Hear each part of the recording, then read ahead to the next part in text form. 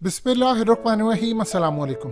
जब बरतानिया के आर्मी चीफ निक कार्टर ने कहा कि मैं हैरान हूं तालिबान की पीआर एजेंसी कौन है, कौन इनको सिखा रहा है कि आपने इस तरह की गुफ्तगू करनी है, आपने इस तरह के काम करने हैं, ये आपका मौक़िफ़ होना चाहिए, ये काम आप करें, ये वीडियोस जारी करें। उसने कहा मैं हैरान हो गया। नफ्सियाती तौर पर इन्होंने वो शिकस्त दी है अमेरिका को, दुनिया को, जिसकी कोई मिसाल नहीं मिलती। इसके बाद जो अब सूरत हाल है, जो तालिबान चाहते थे बगैर लड़े, अब वो होने जा रहा है। सेक्रेटरी ब्लिंकन का इस वक्त टेस्टमनी होने जा रही है कांग्रेस के आगे, यानी अब उनका एहतसाब होने जा रहा है। किनका? बाइडेन हुकूमत का। अब पूरी दुनिया के अंदर जो लहर उठी थी, अब उसका एहतसाब होने जा रहा है। एहतसाब शुरू हो चुका है। इसके बाद कांग्रेस, फिर उसके बाद हर जगह सेनेट, फिर उसके बाद पूरे मुल्क के कभी वजीर दिफा आएगा, कभी जो बाइडेन आएगा, कभी सेक्रेटरी ब्लिंकन आएगा। अब ये जो एहतसाब होने जा रहा है, आप सोच भी नहीं सकते ये कितना डिफिकल्ट है। अब यहाँ पर वो क्वेश्चंस उठाए जाएंगे। इस वीडियो की अहम डिस्कशन चलती रहेगी, लेकिन इससे पहले आप वीडियो को लाइक करें, हकीकत टीवी को सब्सक्राइब कर लें और बेल आइकन पर जरूर क्लिक करें कि ये जो तालिबान झूला झूलते रहे हैं अमरीकी जहाजों से, ये क्यों हुआ? ये तुम्हारे जहाज उनके हाथों में क्यों गए? तुम लोग काबुल से अपने बंदे निकाल रहे थे, तुम लोगों की जो रिपोर्ट्स आई थी सीआईए की, वो सारी की सारी गलत कैसे हुई? कैसे तुम लोगों ने वहां पर बेयारो मददगार सब कुछ छोड़ा? तालिबान ने कैसे प्रेसिडेंशियल महल के ऊपर कलमे वाला झंडा लहरा दिया? तुम लोगों को पता क्यों नहीं चल सका? तुम लोग नाकाम क्यों हुए? तुम लोगों के कौन से हथियार वहां पर गए हैं? उनके हाथ में कौन सी डिवाइसेस लग गई हैं आई स्कैन करने वाली, या उनके हाथ में क्या खजाना लगा है? और खास तौर पर ये अमरुल्लाह साले का $6 मिलियन जो मिला है, ये कहां से तुम उन लोगों को दे रहे थे? यानी अब वो काम होने जा रहा है जो तालिबान चाहते थे। असल में लोगों को समझ ही नहीं आ सकी। तालिबान इस वक्त पूरी दुनिया के अंदर सबसे ज़हीन तरीन लोग हैं। ज़हीन क्यों है? उन्होंने दुनिया की तमाम एजेंसियों को शिकस्त दी, तमाम फौजों को दी, उनके पीछे बैठे हुए थे थिंक टैंक, दिमाग, प्रोपेगेंडा करने वाले, सबको उन्होंने बेड़ागर कर दिया। अब वो कांग्रेस में उनसे पूछा जा रहा है, एहतसाब का बताओ तुम कितना पैसा लगा, तालिबान के पास क्या आया, क्या डील तुम वहां पर करके आए, तुम लोगों ने वहां पर किस तरह बेड़ागर किया, क्यों तुम समझ नहीं पाए कि सूरत हाल हुई, अपनी फौज को कितने लोग मरे, क्या हुआ? अब ये सारे के सारे सेक्रेटरी ब्लिंकन समेत कांग्रेस के सामने जा रहे हैं और एक एक चीज अब इनको बतानी पड़ेगी।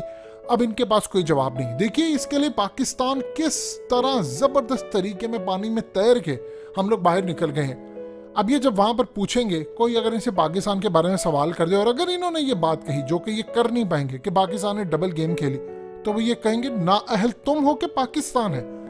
अगर आईएसआई ने तुम लोगों को बेवकूफ बनाया तो तुम लोग बन गए बेवकूफ क्या?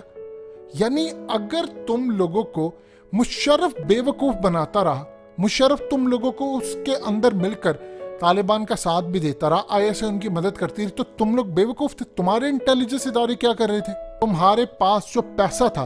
और सबसे बड़ी बात यह है कि इस वक्त जो वहां पर पूछा जा रहा है, अमरीकी जर्नैल वहां पर कह रहे हैं कि सबसे बड़ी जो गलती की थी वो भारत को शामिल करके की थी, क्योंकि अमेरिका ने जब रियलाइज कर लिया था मोदी के आने से पहले कि हम ये जंग नहीं जीत सकते। आप जानते हैं 2012 के अंदर वो तालिबान लीडर्स को ढूंढना उन्होंने शुरू कर दिया था कि हम गुफ्तगू करेंगे, बातचीत करेंगे।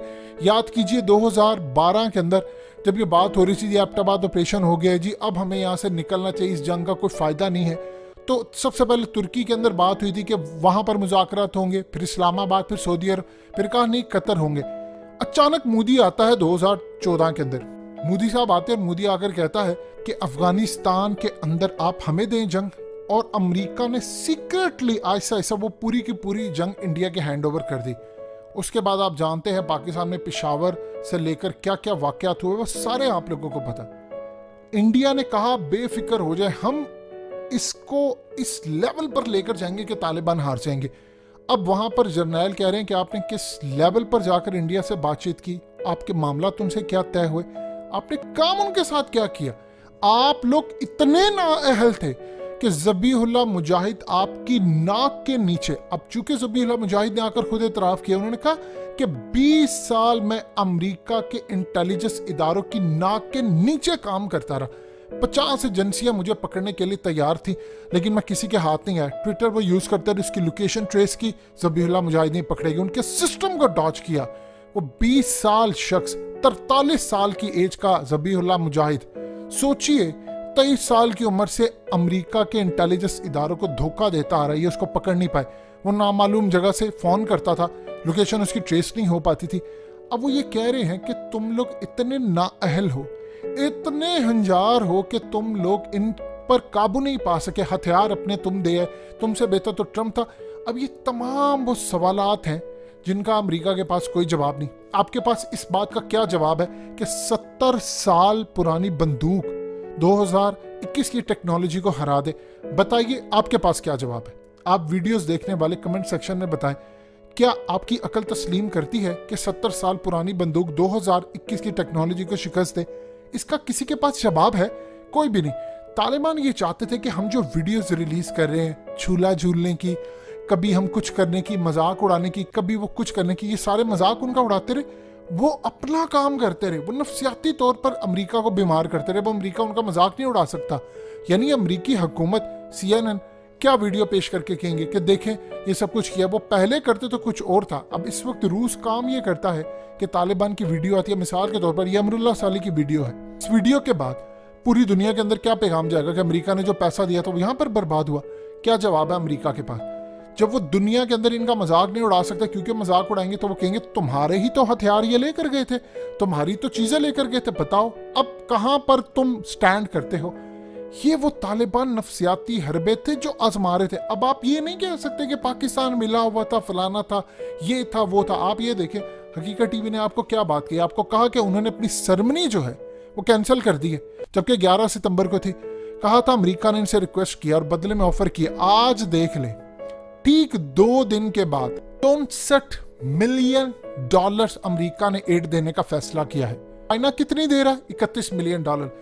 अब आपको समझ आएगी, जो तालिबान एक दिन की सेरेमनी अगर आप नहीं करते और बदले में आपको $64 मिलियन मिले, आप अफगान लोगों पर लगाएं और आपके लोगों को ब्लैक लिस्ट से निकाला जाए, एड हो, दुनिया आपको रिकग्नाइज करे, तो बताइए इससे बड़ी डील क्या होगी?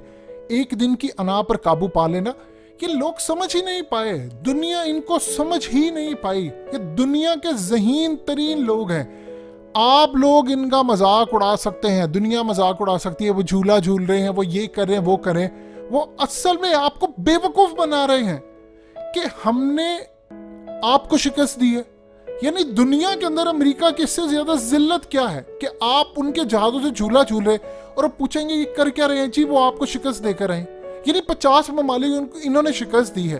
वो अमेरिकी से पूछते हैं कि इसका 2 ही मतलब हो सकते हैं, या तो तुम लोग नाअहल हो या वो लोग बहुत ज्यादा तुमसे आगे हैं। इन दोनों में से कोई एक बात तो जरूर है, और दोनों सूरतों में अमेरिका और उसके इत्तेहादियों की हार है। दुनिया के अंदर अगर सही मायनों में जहानत किसी जगह पर पीक पर जाती देखी है तो वो अफगानिस्तान के अंदर इन लोगों के पास है। इन लोगों ने ऐसे ही जंग नहीं जीती। ज़बीहुल्लाह मुजाहिद कहता मैं 20 साल काबुल और इधर उधर रहा, ये लोग मुझे पकड़ नहीं पाए, मैं ट्वीट करता था, इनको पता ही नहीं चलता था, मैं इनकी नाक के नीचे था। और आज देख रहे हैं वो दुनिया का कितना बड़ा आइकन बन चुका है।